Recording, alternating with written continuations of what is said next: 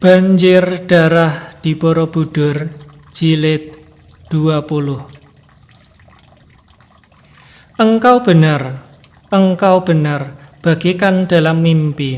Indrayana lalu berjalan perlahan kepada patungnya yang berdiri tak jauh dari situ.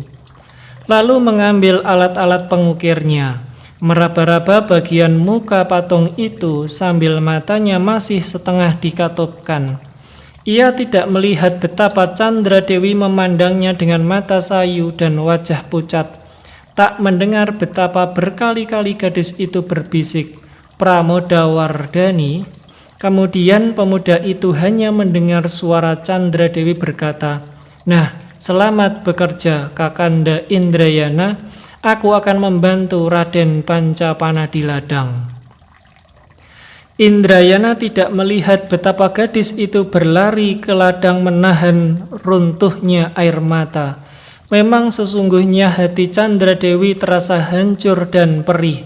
Dari pandangan mata pemuda itu, gadis ini dapat menduga bahwa pemuda itu memiliki perasaan hati yang sama dengan dia sendiri.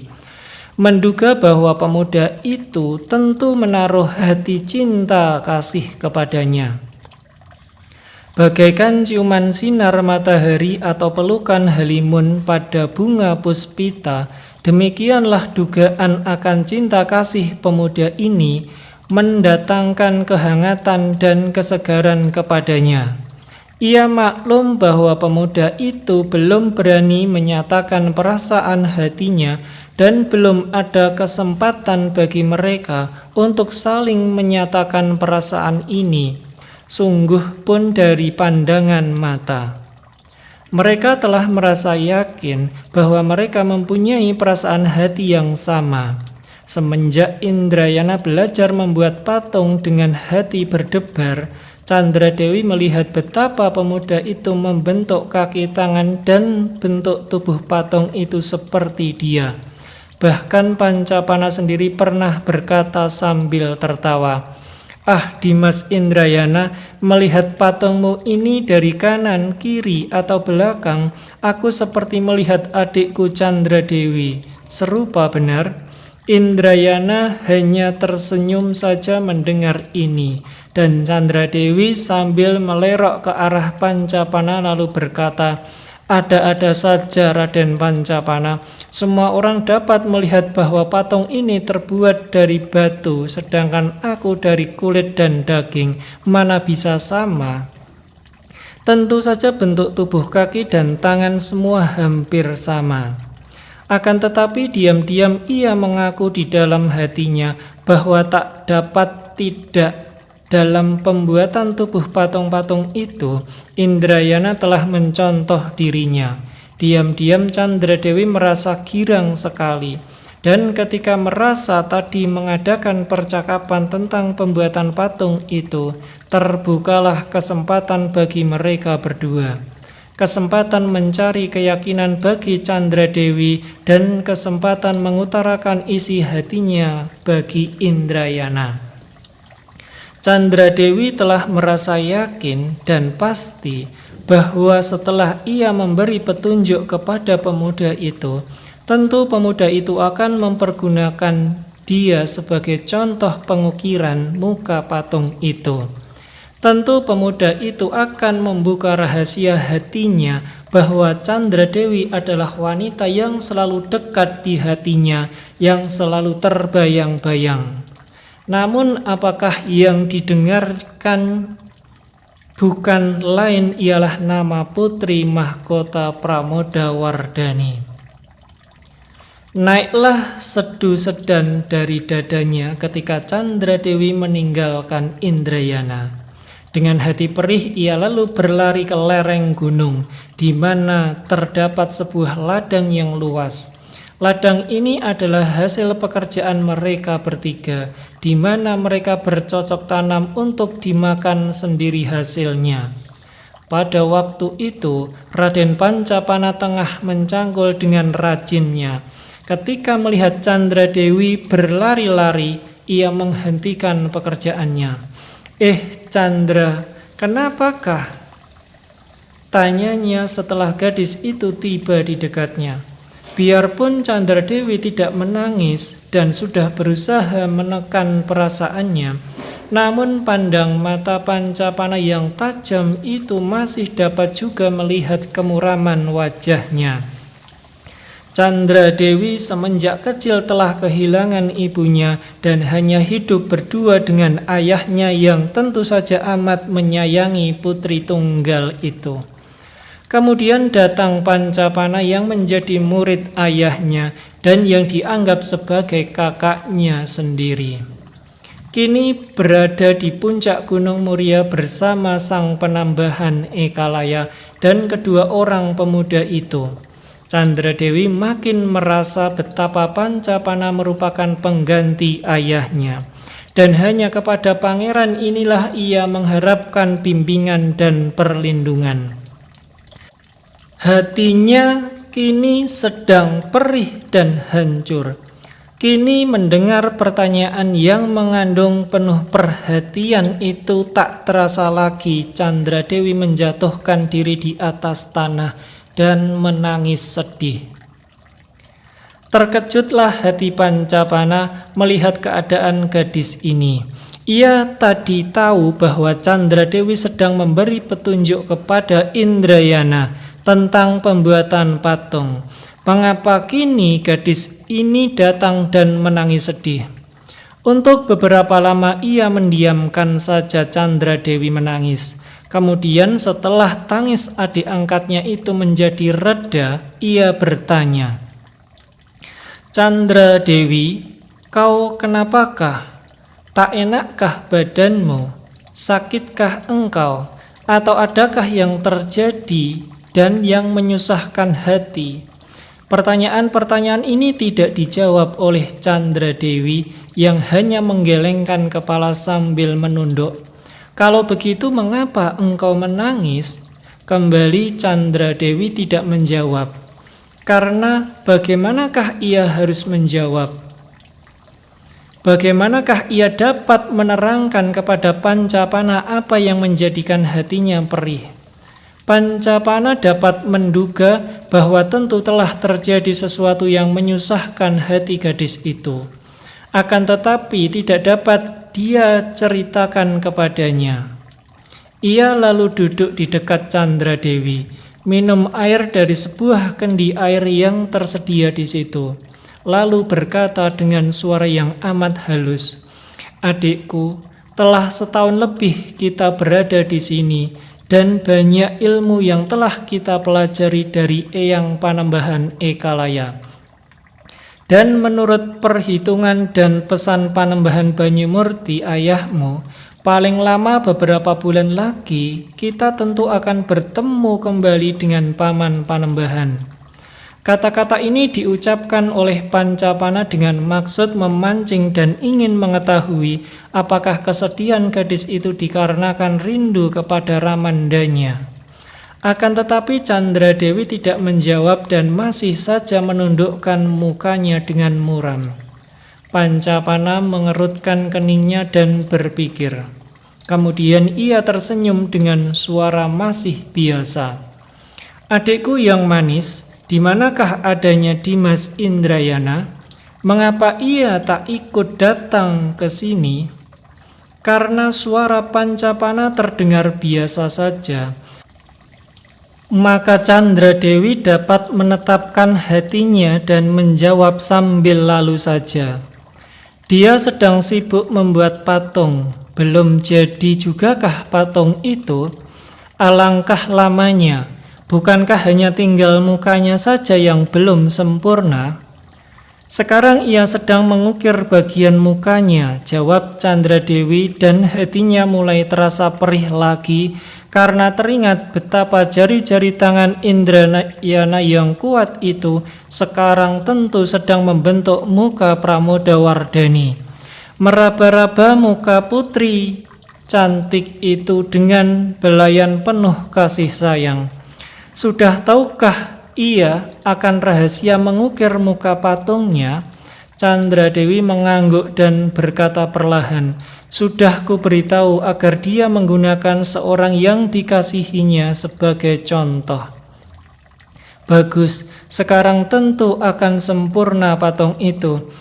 Aku jadi ingin sekali tahu siapakah gerangan wanita yang dijadikan contoh bagi pengukiran muka patungnya.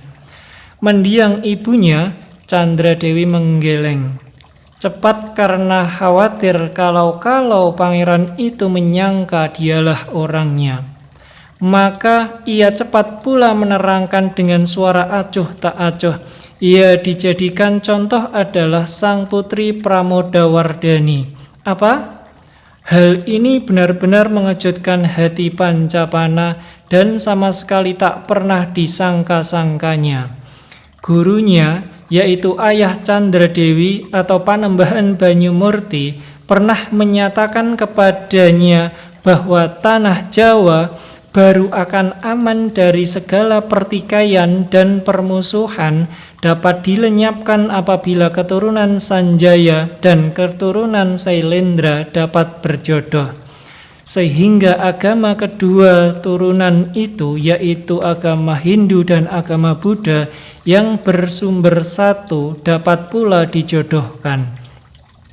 Biarpun gurunya bicara dengan tidak langsung dan merupakan harapan belaka, namun amat berkenan di dalam hati pangeran ini dan telah lama ia mengandung keinginan hati yang besar untuk dapat melihat wajah Pramodawardhani putri Sailendra itu. Kini mendengar bahwa Indrayana hendak membuat wajah patung itu seperti wajah Pramodawardhani, tentu saja ia merasa terkejut dan juga heran serta kecewa. Ia menduga bahwa pemuda gagah itu mencintai adik angkatnya, dan ia tahu pula betapa besar rasa cinta kasih Chandra Dewi terhadap Indrayana. Mendengar keterangan itu, pemuda yang cerdik dan waspada ini dapat menduga bahwa tentu hal inilah yang membuat hati gadis itu bersedih. Chandra Dewi adikku yang ayu, katanya dengan suara menghibur. Tadinya aku merasa terkejut juga mendengar kata-katamu bahwa Indrayana membuat patung itu seperti wajah Pramodawardhani, dan timbul sangkaan yang bukan-bukan dalam hatiku bahwa ia mencintai putri mahkota itu. Tentu saja ia mencintainya, jawab Chandra Dewi masih tunduk. Kemudian ia mengangkat mukanya dan tersenyum ketika berkata, akan tetapi apakah hubungannya itu dengan kita? Biarlah dia mencintainya. Apa pedulinya hal itu bagi kita? Akan tetapi belum tentu demikian halnya adikku. Belum tentu Indrayana mencintai putri Pramodawardhani. Tadi Chandra Dewi memperlihatkan sikap acuh tak acuh terhadap urusan Indrayana. Akan tetapi ketika mendengar ucapan Pancapana ini, tiba-tiba saja ia menaruh banyak perhatian. Kalau tidak mencintainya, mengapa wajah putri Pramodawardhani sebagai contoh? Pancapana menahan senyumnya melihat sikap Chandra Dewi ini dan menjawab dengan sikap seakan-akan ia tidak tahu akan perubahan ini. Pramodawardhani adalah seorang putri mahkota kerajaan Sailendra yang amat dicintai dan dihormati oleh semua rakyat kerajaan itu. Sudah sepatutnya kalau sebagai seorang kesatria dari Sailendra, Indrayana menghormatinya pula dan memujanya. Sehingga sebagai penghormatan terhadap putri junjungannya itu, ia membuat patung itu seperti putri Pramodawardhani. Bagai awan gelap tertiup angin, kemuraman wajah Chandra Dewi lenyap terganti cahaya harapan baru yang membuat sepasang pipinya berwarna merah kembali.